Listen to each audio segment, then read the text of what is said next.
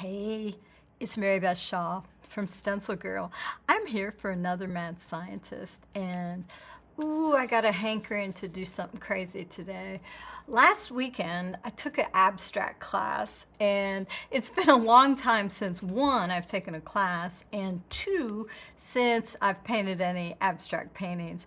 It just got me going. I did not use one stencil all weekend, but I learned a lot of new techniques, and it made me really want to go back to some of my crazier explorations. And that's what I'm going to share with you today. So let's flip the camera and then we'll get going. All right, here we are.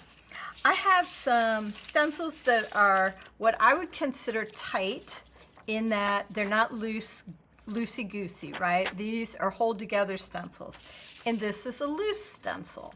You can see the difference. This is actually a mask, but let's not get into the semantics.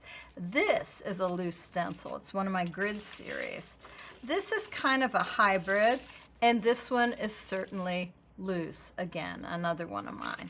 We're going to explore and push the limits of these stencils with some fun techniques that I think you might enjoy. Some of you may have seen these, or at least similar techniques, back in the day, and hopefully this will be a good refresher for you, okay? I think it's going to be fun. I've got some paper ready, and we'll show you what I'm thinking about here. All right, these are medical headrest papers. So this is like what the doctor's office would put on the the table, or on where your head goes if you go to the dentist, that sort of thing. They're fun because you can do a lot of different things with them in the way of collage and mixed media, and truly I love making collage papers with these because they tend to go pretty sheer when you use them in your work, and it's cheap. You get a huge roll of it on Amazon, and I know some of you don't like Amazon, but I gotta say, I can't find this sort of thing locally, so that's why I use Amazon. I'd love to buy it locally if I could. All right, so here is black gesso. This is golden artist color black gesso, and I'm gonna use these sponges that I like. Basically, if you don't have the exact kind of sponge, get the ones from Tim Holtz, the Distress. It's a little dome and it fits on an applicator. Those are fantastic too. But let's try this one right now since it's what I got in my hand. And you know, that tends to be my favorite lately.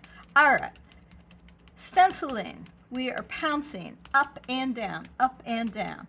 And that's because we have very fine lines here, and I want to keep them clean in this example.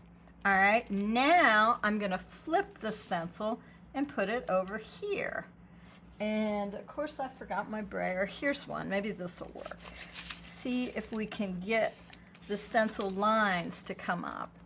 Okay, no good, probably because the paint wasn't wet enough. So we're gonna try again. I'm gonna use a little bit down here. And you know, these collage papers are all gonna go to good use because, God forbid, I never throw anything away. I end up using them one time or another. I've got the gesso again, but I'm gonna try misting it just a little bit with the water bottle. Now I'm gonna flip it. I'm going to use this soft foam sponge to just go over it carefully. And there, I love this. One of my favorite things. It's to take one of these little skinny stencils, skinny lined stencil, to use it and then flip it. Let's try it again. We'll try it with this tree stencil because I truly love this effect. And I especially love it when I'm using it on a sheer background paper, such as this, this tissue.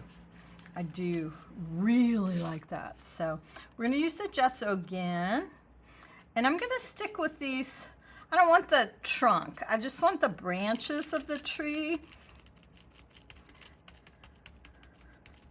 You know, if you get into the semantics of a mask versus a stencil, this is kind of one of the things. The mask puts the area around the subject.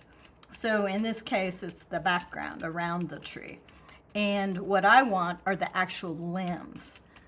So we're gonna spritz this before we pull it this time, okay? Oh yeah, look at that. And we're gonna put it right over here.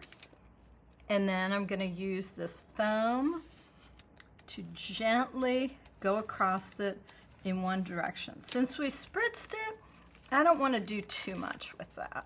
Oh my goodness. Love, love, love, love, love. I actually can't wait to take these home and use them in my journal. That's a gorgeous one. Just gorgeous. So that is one way you can expand all of your stencils and get a secondary look out of them.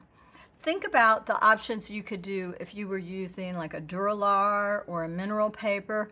I bet, and I'm pretty sure, you could do this with alcohol ink too. So expand the experiments and look at some of them yourselves and see what you can do. Let's see about, I want to see what we could do with this one. This, I think, is one of my designs, if I'm not mistaken. It's kind of dirty, but I like it. And, oh, yeah, maybe it's house down here. Shaw, it is indeed one of my designs. This is from my Bauhaus series. Now that I see it, I recognize it. Let's do this one and see how this looks. This is a little bit different because it's not quite as loosey-goosey as the other, and it's actually a legitimate stencil. So I'm going to be trying to cover this mylar around the edges here because I want that to come up when I flip it. This might not be making any sense, but hang with me, and I'm going to hopefully show you what I mean.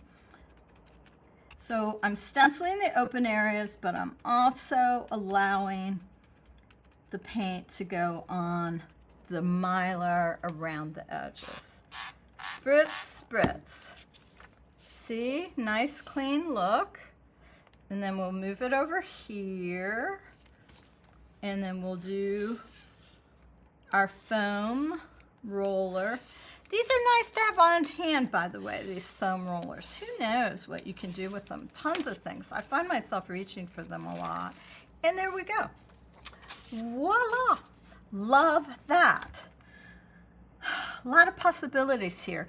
I've never actually tried doing that flipping technique with this type of stencil before, so I'm pretty excited by that. That looks awesome. Now I have some, this is the wet tissue. You know, you've all heard of it. It's available in the UK, everywhere in the UK, and then I don't know why it's not as prominent here in the United States. I actually talked to Dick Blick about that, and yeah, I was one of those people that ordered like, you know, 400 sheets of it just because I wanted to see how it worked. And it's a very interesting tissue. It definitely has a grain, so let's look at it. This way, look at this. I am trying to tear this tissue, and I cannot tear it that way. This way, I can. So you can cut it this way if you want, or if you just dig in, you can tear it. But you won't get an even tear, whereas this way you will get an even tear. Quite an interesting product. It's fun to have on hand. I believe there are some people selling smaller quantities of it over there on Amazon, and it's fun.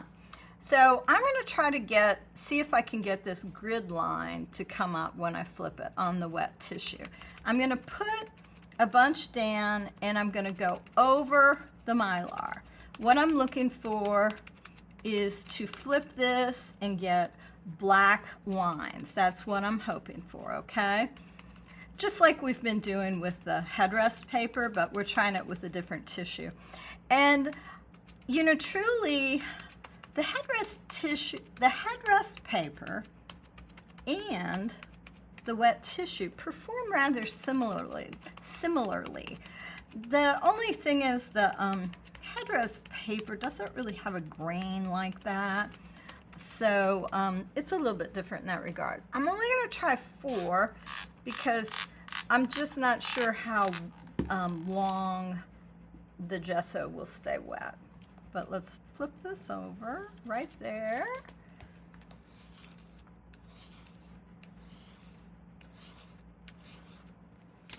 And see what we have. Oh, be still my heart, be still my grid-loving heart. Love that, love that. Okay, lots of new ideas for stencils for sure. I just adore this. I could honestly keep making these all day long, but I want to show you all another technique that's an oldie and a goodie. So let me get these out of the way and bring in some more supplies here. All right, this is just a container that I got at the dollar store, and I'm going to use another piece of wet tissue over here on the side. Let's put this way because it'll be easier to control. And I'm going to use some ink, okay, because I want this to be really wet. I really don't need a container quite this big, but this was all I could find in my studio. Like a cookie sheet depth would be about right.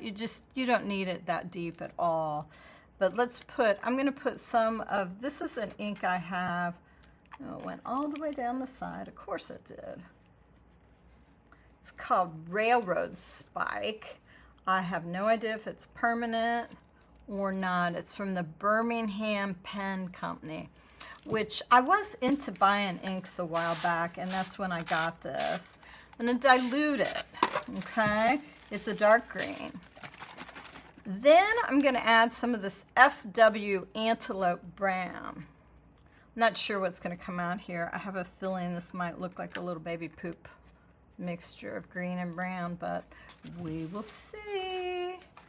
I'm going to use this to kind of mix it up a little bit. I kind of want a little bit more water in there. I'm going to put this on pause for just a second and go get a container of water. All right. I'm going to pour a little bit more water in there. That's pretty good. Okay. I'm not fully back into my chair, so let me get situated here. All right. This is going to be this kind of green-brown mix. I don't really want this rolling into what I'm doing here. I'm going to try to put this at the side. All right, so what I called this when I came up with it was the stencil dip. And it's you take the stencil and you dip it into your ink mixture. This works best with a floppy stencil. Now look how some of those, can you see how some of the triangles are holding the ink in their shape? That's kind of fun. It's almost like you made a bubble with part of the stencil. And here that is. Super cool. It's very loose, very wild and woolly. It is not for everyone. You may not like this look at all. Personally, I rather love it. I do. Because I love the fact that you can get those, like you're blowing the bubble parts. That's so fun. And then you can also get little peripheral parts. And with the dip, I just think that's so cool. Now, if you use paper other than tissue, I'm going to reach behind me and grab some different papers so you can see how it would work on just a normal paper. Okay, this is paper just like out of your printer. It's nothing special to my knowledge, okay? So I'm going to try it on this.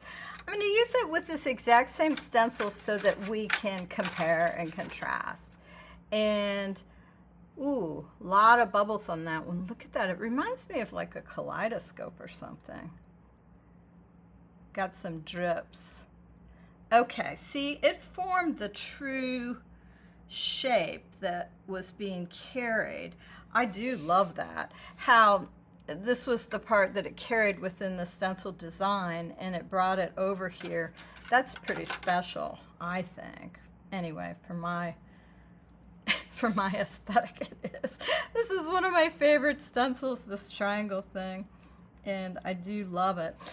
So, I mean, you could also do other things with the so-called dip, such as, I'm running out of room on my desk here. Let's see how, oh, I bet it would work great with this grid. I bet it would work great with this. Let's try the grid first because, you know, I never found a grid I didn't like, right?